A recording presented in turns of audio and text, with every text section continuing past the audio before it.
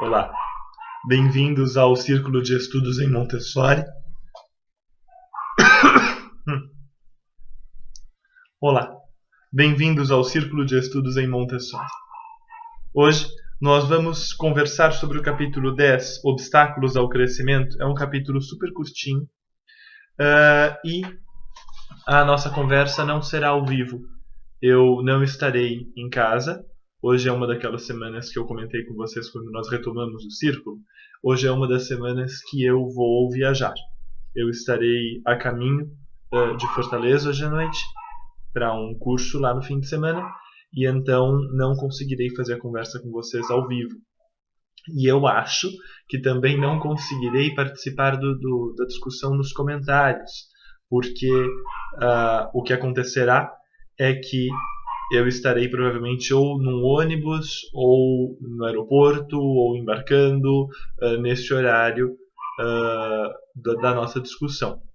Se eu estiver com Wi-Fi e conseguir, eu estarei aqui com vocês, pelo menos para discutirmos nos comentários do vídeo o nosso capítulo. Se não, vocês podem discutir entre vocês, eu acho que isso é sempre muito saudável, e vocês podem deixar perguntas e eu posso respondê-las depois. Tá bom? Então, eu quis fazer mesmo assim o vídeo para que nós não perdêssemos o ritmo, tá? É um capítulo bem curtinho, então o vídeo vai ser bem curtinho também. Ele vai ter mais ou menos meia hora, não mais que isso, tá bom? Então, talvez até um pouquinho menos. São alguns pontos, a Montessori aborda alguns pontos nesse capítulo que nós abordamos com bastante frequência no Círculo de Estudos em Montessori, nos textos do Lar Montessori, são pontos conhecidos de vocês. A Montessori começa esse capítulo dizendo o seguinte: enquanto a criança enquanto a criança ainda é muito nova e tudo o que ela consegue é absorver o ambiente, consegue ver, ouvir, perceber, prestar atenção e absorver o ambiente, ninguém a impede de exercitar aquilo que é importante para o seu desenvolvimento. Enquanto a criança está só olhando o mundo à sua volta, ninguém tenta impedir isso de acontecer. Uma vez, entretanto, que essa criança cresça um pouquinho, e aí o necessário para ela seja agir, o necessário para ela seja estar em ação constante e trabalhar no ambiente, aí o adulto começa a impedir estas atividades da criança, a impedir essas ações da criança, porque ele teme que a criança quebre aquilo que o adulto possui, né? que ele quebre as coisas, que ele mexa nas coisas que são do adulto, e não quer que a criança atrapalhe a sua paz. Essas são as palavras da Montessori. Né? A Montessori diz assim: o adulto, com muito ciúme, defende qualquer coisa que possua e maquia isso sob a fantasia do dever de educar a criança adequadamente. E o medo de ter a própria paz atrapalhada é maquiado sob a fantasia da necessidade de fazer a criança dormir uma grande quantidade para ajudar ou para proteger a sua saúde. E aí a Montessori começa a atacar a ideia de que o adulto faz de tudo para se livrar da criança, né? Então ele diz que no caso de famílias que não tem a possibilidade de uma babá, por exemplo, né, de um cuidador especializado, tal, aí se faz a criança dormir muito, ou então se grita com a criança, se bate na criança e etc e tal. Ou se coloca a criança para brincar fora de casa, para brincar na rua. Com a família que tem a possibilidade de pagar um cuidador, não se bate, não se grita, entretanto se livra da criança, entregando essa criança para esse cuidador.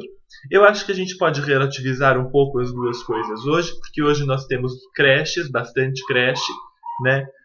Tanto para as famílias que têm possibilidade de um cuidador quanto para as que não têm. E nós também temos famílias com cuidadores que batem nas suas crianças, que gritam com suas crianças, etc. e tal. Então, uma coisa não leva necessariamente a outra, né? A distinção de classe social econômica que a Montessori faz aqui não é tão válida hoje, talvez quanto fosse na época dela.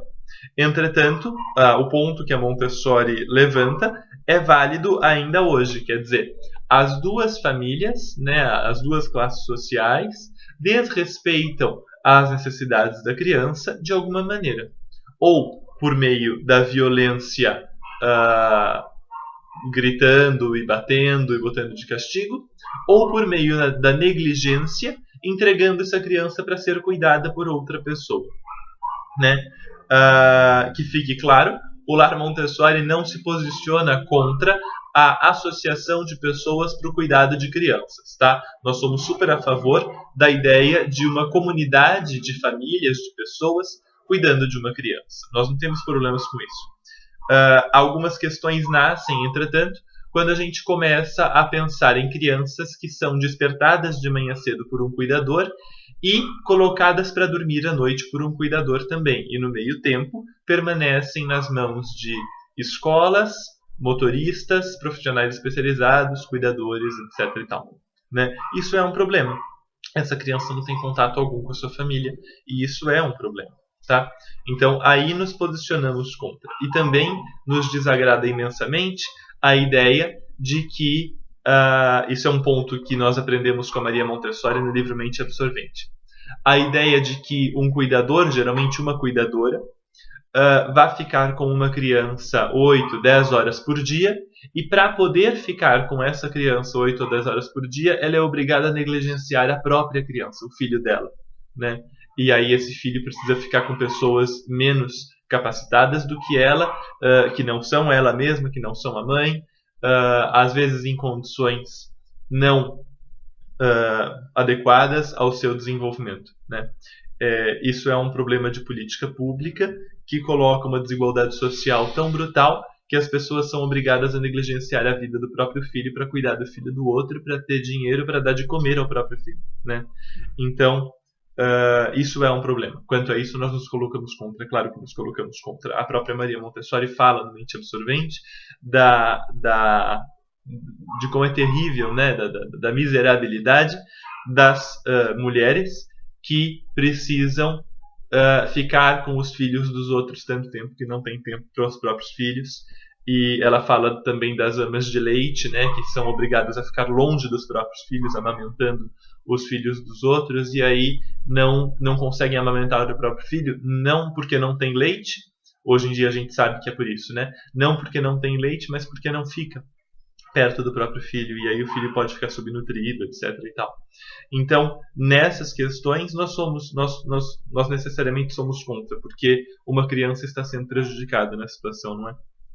Mas aí a Montessori continua, e ela diz assim: quando mal a criança aprendeu a se mover por aí e começou a curtir a sua própria liberdade de atividade, quando ela encontra um exército de gigantes que bloqueia qualquer um de seus movimentos. A mais tenra e menos perceptível manifestação deste fenômeno cruel é encontrado no cuidado que os adultos tem para com a sua própria paz e propriedade, e aí ela retorna àquele ponto, né?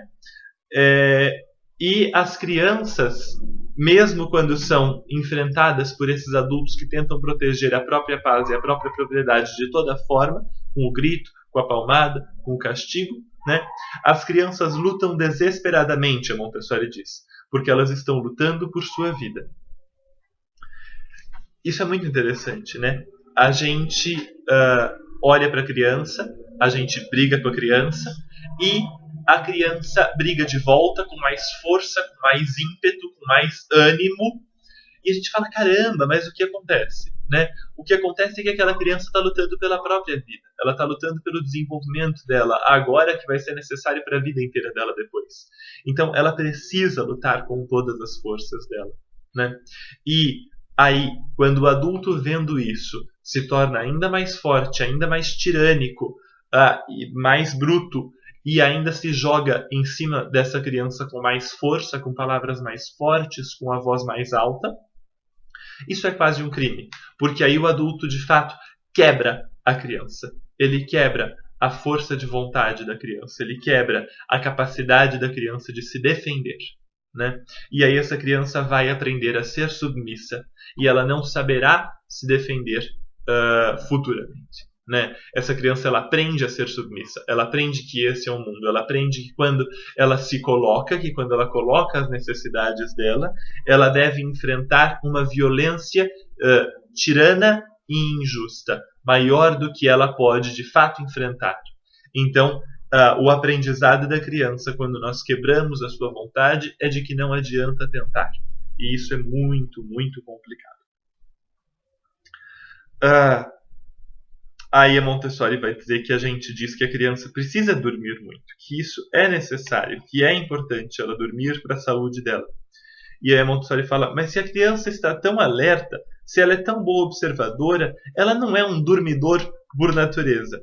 Ela tem necessidade e deve conseguir uma boa quantidade de sono, uma quantidade de sono normal.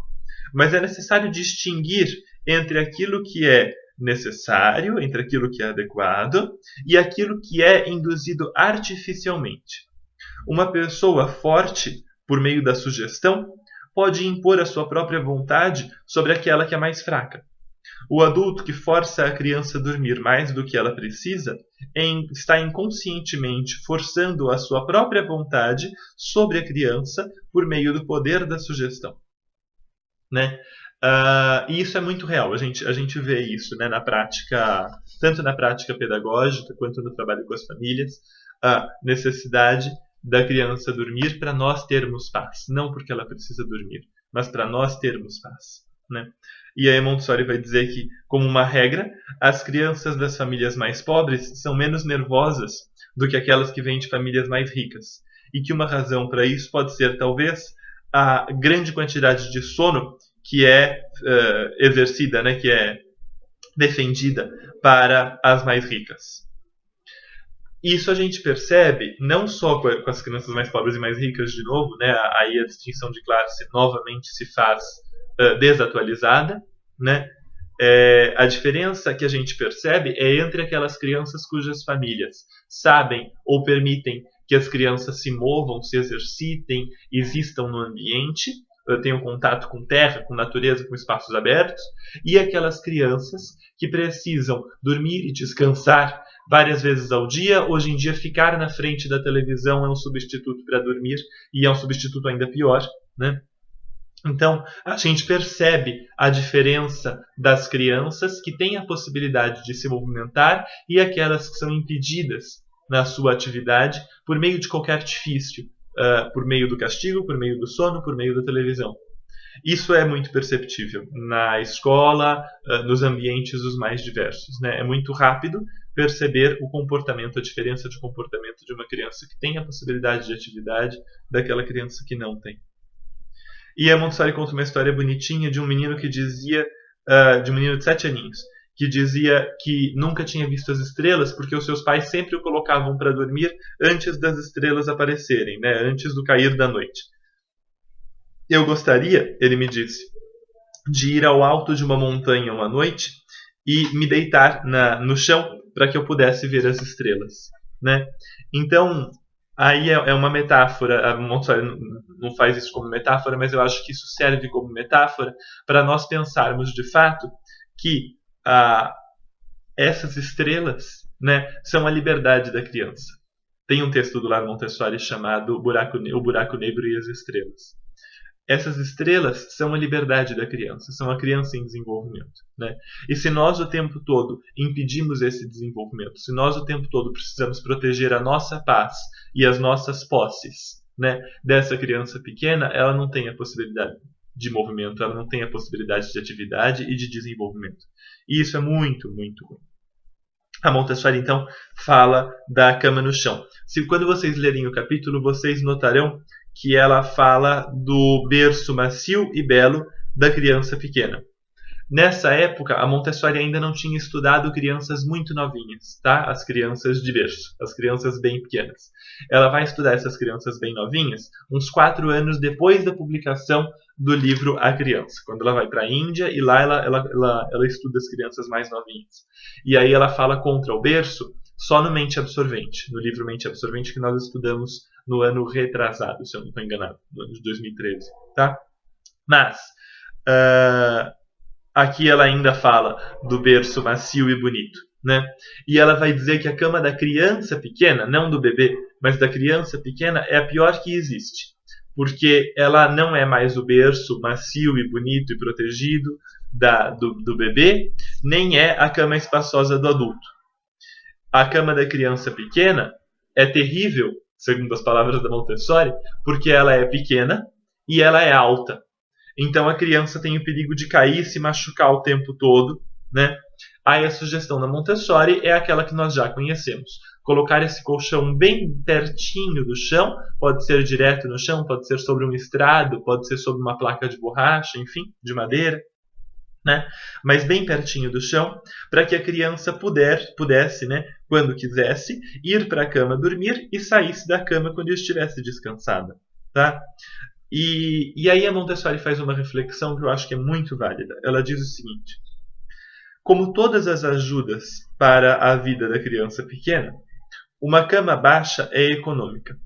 A criança precisa de coisas simples, e objetos complicados são frequentemente mais um impedimento do que uma ajuda no seu desenvolvimento. Isso é uma observação preciosa. Se vocês tiverem que levar só uma coisa dessa aula curtinha de hoje, nós vamos terminar, eu vou terminar essa aula, hoje está no esquema de aula muito mais do que de discussão, é claro, eu estou só falando e não tem comentários de vocês agora. Eu vou terminar daqui uns 4 minutos, vai ter uns 20 minutos da nossa aula de hoje. Se vocês tiverem que levar uma coisa, eu gostaria que fosse essa frase. Como todas as ajudas para a vida psíquica da criança, uma cama baixa é econômica. A criança precisa de coisas simples, e objetos complicados são frequentemente mais um impedimento do que uma ajuda para o seu desenvolvimento. Isso é precioso. Isso é precioso, tá? No momento em que vocês tiverem, por exemplo, a dúvida se compram ou não compram um brinquedo para a criança, né? Olhem para aquele brinquedo. Se ele for complicado demais, muito cheio de tractanas, muito cheio de pequenas coisas e muitos encaixes e muitas cores, se ele for muito complicado, provavelmente não é bom, tá? As chances maiores são de que aquilo não preste. Por quê? Coisas complicadas são mais um impedimento do que uma ajuda para o desenvolvimento da criança. Isso também vale para quando você vai montar o quarto da sua criança, né? Você não precisa de um grande esquema de decoração, né? A ideia de que Montessori é um tipo de decoração é uma ideia é uma ideia absurda, tá? Não é uma ideia quase absurda, é uma ideia absurda. Montessori não é um tipo de decoração. Montessori você pode pensar como um método, você pode pensar como um sistema de pensamento, você pode pensar como uma filosofia, você pode pensar como uma ciência pedagógica, mas decididamente não é uma forma de decoração. Então você não precisa de pessoas especializadas em decoração para montar o quarto do teu filho, tá? Você precisa de um colchão, você precisa de um espelho, você precisa de uma barra se ele estiver aprendendo a andar, e você precisa de alguns brinquedos bem legais, que são mais simples do que os brinquedos vendidos em lojas de brinquedos e mais simples do que muitos dos brinquedos vendidos como Montessori ou inspiração em Montessori, tá? Você precisa de coisas muito, muito simples. Na sua casa, a casa deve ser suficiente para a criança, né? Não necessariamente ela precisa de brinquedos. Se ela tiver, por exemplo, um espaço do lado de fora onde ela possa brincar, onde tem a grama, onde tem uma árvore que ela possa brincar. Se você morar num prédio e tiver uma área de serviço embaixo, tal, né? Os brinquedos da criança podem ser poucos e podem ser muito simples. Alguns blocos de madeira, por exemplo, é o brinquedo que eu sempre defendo, né? Alguns blocos de madeira são muito melhores do que um monte de encaixes mirabolantes para uma criança pequena. Tem textos no Lar Montessori sobre brinquedos e brincadeiras. Vocês podem ir lá na categoria de brinquedos e brincadeiras e dar uma lida nisso, para entender a ideia da brincadeira bastante simples. Porque a brincadeira simples é a que mais vai, de fato, ajudar o desenvolvimento da criança, não aquilo que é muito complicado. E aí a Montessori finaliza esse capítulo com duas frases muito bonitas. Ela diz assim: o adulto precisa se convencer de que tem um papel secundário no desenvolvimento da criança e deveria considerar um privilégio ser capaz de compreender e seguir a criança pequena. Tá? Então, primeiro, o adulto tem um papel secundário no desenvolvimento da criança e depois ele deveria considerar um privilégio ser capaz de ajudar o desenvolvimento dessa criança pequena. Tá? Então terminamos com isso. A gente discute hoje à noite, entre as 8 e as 9h30, se conseguirmos. Tá? Se não, vocês deixam questões, deixam observações e eu as responderei depois. Tá bom? É um capítulo super curto, não há muito o que trazer além disso que eu trouxe para vocês hoje, mas é um capítulo de 4 páginas, então talvez você consiga ler até hoje à noite e possamos conversar por meio dos comentários ali no YouTube. Tá bom? Então, um abraço para você, um ótimo final de semana e até o próximo Círculo de Estudos em Montessori.